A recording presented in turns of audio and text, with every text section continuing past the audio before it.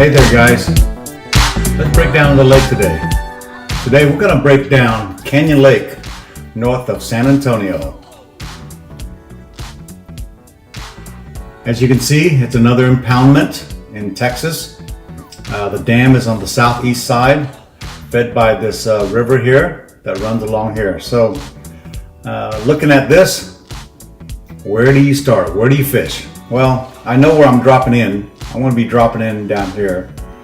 So to find out where to fish, how to break down this lake, we're going to go straight to Navionics. As you know, we use this. So this again is the lake. You can see the main Guadalupe River runs along here. Lots of very interesting bends and curves all the way to the dam. So down here where I'm dropping in, I like to fish as close as I can to where I'm dropping in.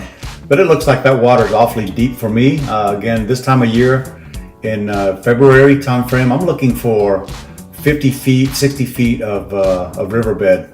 That's where I believe they're at. That's where I find them at this time of year. So what I'm going to try to do is work up the river. And so there's some interesting bends right here in this part of the river. I'll be looking at the bends here, some breakoffs here.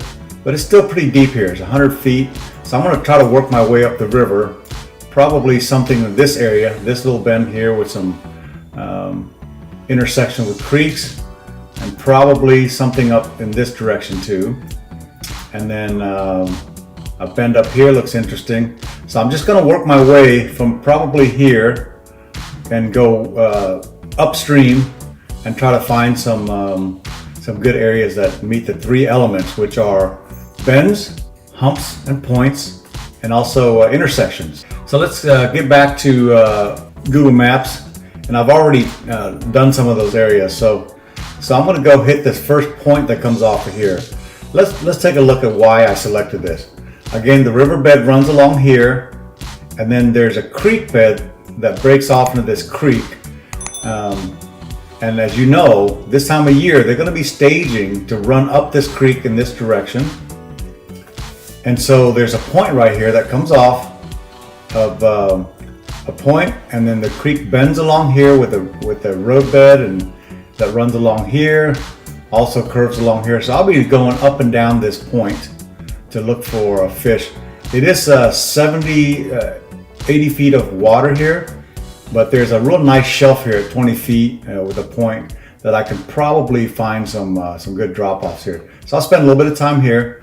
And if I don't find any fish there, I'll run upstream of this creek a little bit more, where you'll see another point here. So you see a creek bed that runs along here, and it comes up to about 55 feet deep here, and a point that comes off of here. So, and then there's another intersection right here where those two creeks intersect. So I'll be doing an S pattern probably all along here, and going down to the creek bed to see if we can find some bait. If I don't see anything there in 70 feet of water, I'll move up river. Look at this bend right here. Beautiful bend with a creek intersection that comes off of here. There's a point that comes off of here on this side. And there's because the creek does split off right here, there's a really good point here, and also a flat area with some drop off into the creek. So I'll spend a lot of time here looking in 70 feet of water into 40 feet, 50 feet of water here, because you know that they're going to be staging along this bend to run up this creek, to run up that creek. So I'll be spending some time here. So that'll be my second stop. If I don't find anything there, I'll continue up the river. I'll continue up the river to this side, where there's about 70 feet of riverbed here. And look what happens. You've got a point that comes off here.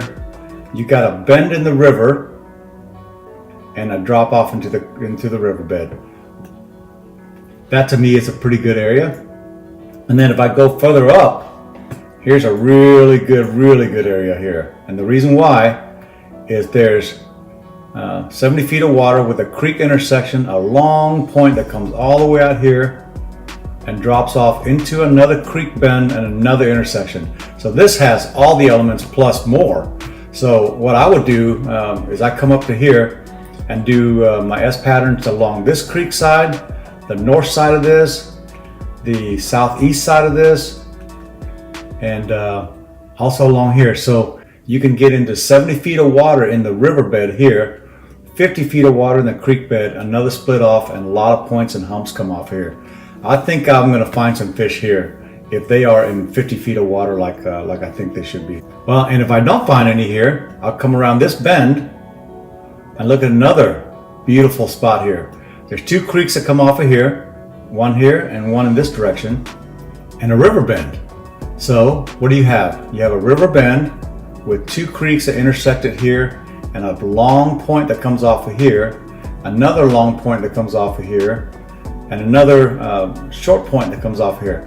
So if you get in this area, you can start off in the riverbed and run up and down here along this front point, along the side, on the southwest side, and as well as the northeast side of this point. And so you can spend a lot of time right here looking for fish. So I'm pretty confident between the last point, which was over here, and this point, there are just so many good things happening here that we should be able to find some fish. If we don't find any there, we'll continue up the creek. What we're trying to do is get into shallower and shallower water to find out where they're sitting. Riverbed runs along here and makes a U shape. Well, look what happens right here. There's basically a hump that sits off of here. And so you can spend another 20-30 minutes just looking along these edges here, looking even along these edges here, because what's happening is this hump comes off into a big flat area of 30 feet deep, and then of course it goes into the riverbed. So there's a lot of things you can do right here from this hump. All the way around 360 degrees around there is a really good area, because it's got, again, three key elements. You got a river bend, and you have a pseudo intersection here that kind of cuts across, and then a hump that comes off here. If there's a point comes off of here, river bend here, and then basically a intersection that runs along here. So I'll be looking around here also. And that gets me into 30-40 feet of water, dropping into 50-60 feet of water into the riverbed here. If we don't find them here, then we'll continue upstream until we get to shallower water.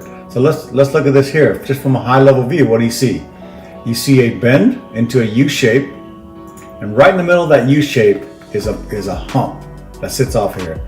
So if you just sat here, this hump, and just work yourself around this bend, you can spend some time here in this riverbed, up and down, that's a 50-foot riverbed or so. You should be able to find them. If you didn't find them in 60 and 70 and 55 feet, you come down here, you're gonna hit 50 feet with a real nice hump, and basically this is really an intersection right here that comes off. And so you got an isolated island, and you can spend a lot of time right here. I'm sure you're gonna find them, because fish are sitting here waiting to push into this creek here and run up this creek, and they're just gonna push all that bait into this hump area to feed, and then come back into the river to continue on. So we'll try to stay close to the house, hit this area first. We don't find them, we'll just continue moving up the river into some other really nice areas that are shallower, into 70-80 feet of water here. Don't find them there, we'll move up here to 70 feet of water. Some really good areas here. You see these 5 marks. And if we don't find them there, we'll continue on and hit this hump here, 50 feet of water. So for my next video, I'll be fishing this lake for the first time in a few years, and hopefully we'll get into some fish. So if you want those waypoints, the GPX file will be available to you. Just get on my Facebook site. Well, hopefully for our first white bass trip there, we don't get skunked again. Not today, hopefully.